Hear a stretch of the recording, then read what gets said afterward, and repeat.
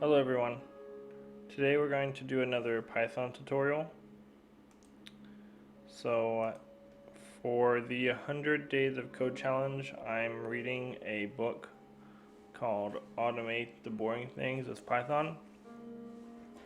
And this is one of the projects they have you do. So I just wanted to talk about it and go over it a little bit. It's called the Collatz Conjecture. So we will go over it right now.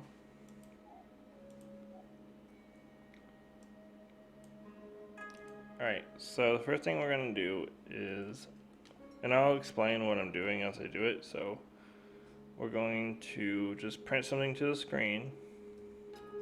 And I talked about this in my last video as well. So we're going to actually get input from a user. The variable is number, and we need an integer will be our input. So that's pretty much like the main part of the program. Now we have to define a function. So we're just calling it what the project pretty much is. Collatz.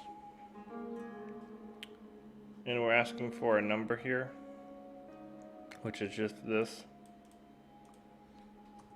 Alright. So now what we're doing is we are gonna start a while loop. So while the number is less than 1,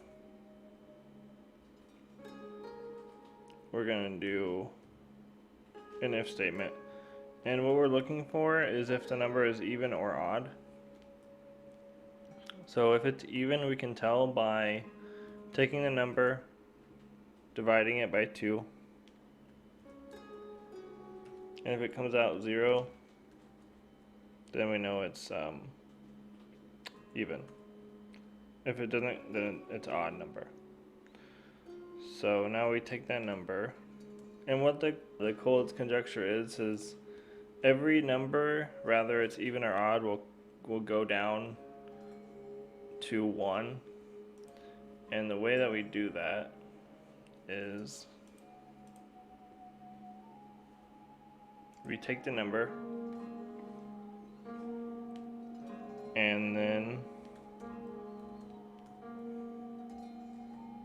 we divide it, but this is like a special division symbol. It's divide. It's called a floor division. So it takes like a decimal and it takes it to the nearest whole number. So we're gonna do that by 2. So we're just taking the number, dividing by itself.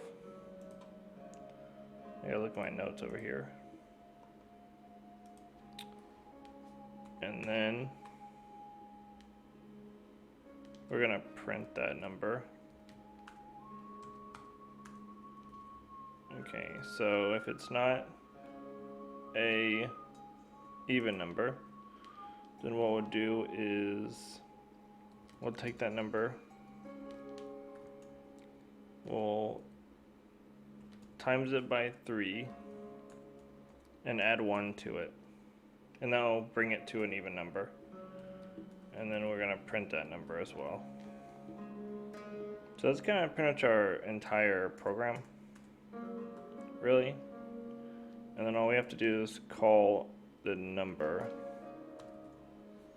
And then we'll run it here just to make sure it's working correctly. So we'll just do, we'll do 10. So there you go, see? 10, it divides it by 2. 5 is an odd number, so it times it by 3, adds 1, that's 16, and then it takes that, and so on and so forth until it's 1. So yeah, that's the project that I did. And hopefully you learned something. If not, I appreciate you watching. and feel free to like and subscribe. If you have any questions about this project, or if you want to see a project, or you have a challenge for me or something, comment down below and I'll try to figure it out and then talk about it. Thank you for watching. Goodbye.